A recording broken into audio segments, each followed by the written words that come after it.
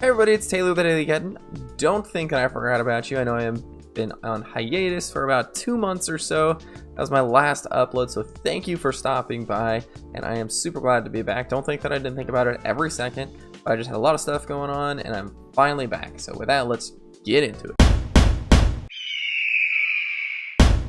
In this episode, we're going to talk about some executive orders from President Biden, and the first of which we're going to talk about Executive Order 14036, which is about promoting competition in the American economy, which is what it's all about, right? Capitalism at its finest, the best product wins, that kind of stuff. Well, specifically what this executive order is about is breaking up monopolies and enforcing antitrust laws, because the Biden administration feels as though large corporations have taken up a huge sector of every market, squeezing out the small guy. Specifically, they call out farms and healthcare, things like that. Huge hospitals are making healthcare more expensive, whereas a smaller hospital might be a little bit more flexible and lean on pricing, or at least that's their argument.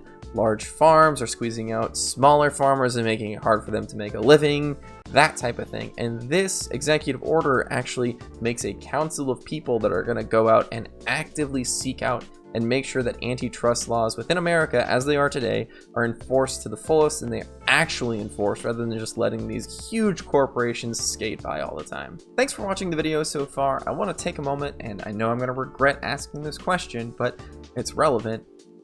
What do you think about the Biden presidency so far? I know it's an extremely divisive question, but let me know down in the comments what you think. General comments, very specific comments, I don't care. Do you hate him? Do you like him? Do you love him? Let me know down in the comments below. Leave me something, and I'll respond to you. The next executive order I want to talk about is Executive Order 14034, which is about protecting America's data from foreign adversaries. Now, interestingly, this executive order actually revokes some Trump-era executive orders that specifically targeted things like TikTok and web chat, which are Chinese-owned companies that extract a bunch of data from people's phones as they download it.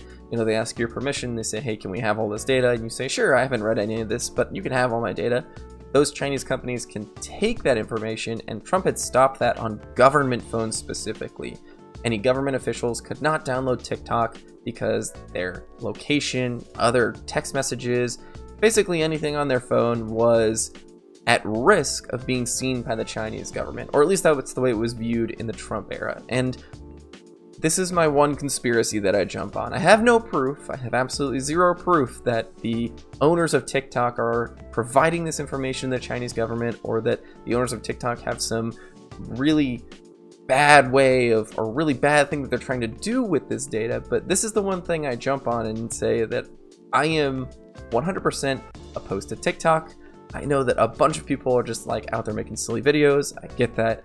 But for people that are like government officials, where they download it on their government phone and it's taking their text messages and their emails and things like that they have no idea of, that could be a huge security risk to the American public. Well, Mr. Biden has taken that away and said we no longer need to worry about that, but promises that we are protecting data and all of that stuff up to the standards of certain government agencies like the DOJ and things like that. He's leaving it in their hands to come up with a better way of making sure that the US government's data is protected. The last executive order I want to talk about is Executive Order 14029. It was about more revocation of more Trump-era executive orders.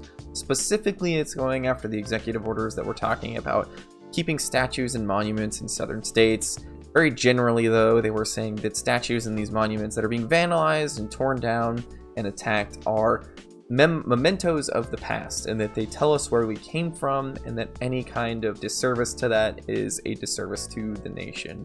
Now, that is a little bit true and a little bit false. These people were, some of them, not all of them, as everything is a gray area, some of them were awful racist people, and that's just a fact. Now, you can put a disclaimer up next to their statue and say this person also did these horrible things.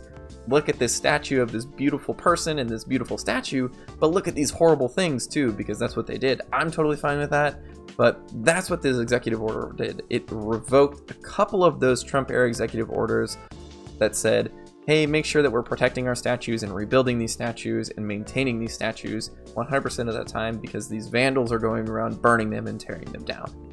It also revoked a executive order about the Twitter, Facebook bans that the Trump era had said that basically Twitter and Facebook had unprecedented power and they were using it to silence people that did not align with their political bias. And that might be true to an extent, but they were also banning things that were absolutely awful and misinformation and that kind of thing, and protecting people that are susceptible to that kind of manipulation. And that is a good thing overall. Granted, they can abuse their power, and they might have in some situations, but I think overall, from what I have seen through my own uses of Twitter and Facebook, I think that they're doing an alright job. I generally don't hang out in super extreme environments of Twitter and Facebook, but in my viewpoint at least, they are doing an okay job with censoring things that I have seen that were definitely misinformation about COVID-19 specifically and vaccines. But that's my take.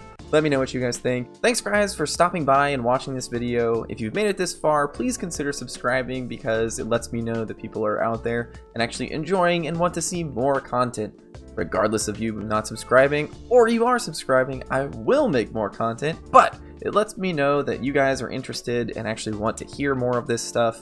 If you have any more suggestions, please drop them in the comments. I respond to every single one. I read every single one. It comes straight to my inbox. And I love to hear from the community. I love to hear from randos. I just like talking about this kind of stuff. So, without further ado, I say goodbye and follow me on Twitter, like, subscribe, all that good stuff. Thanks, guys.